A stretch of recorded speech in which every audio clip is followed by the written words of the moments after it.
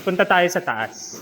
So, tatapusin pa natin itong ating tiles dito sa ating hagdanan. So makikita nyo maganda yung ating window dito, no? Kitang-kita yung buong paligid.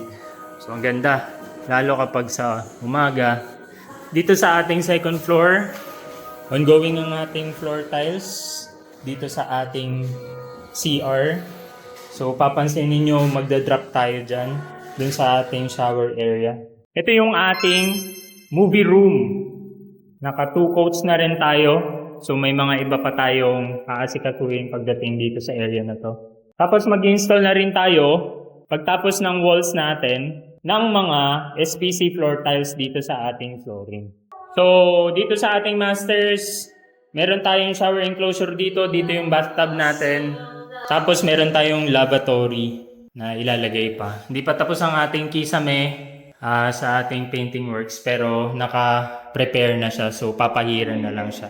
Ayun, so sabi ko nga itong project na to ay 70% completed na. So mga substantial materials na lang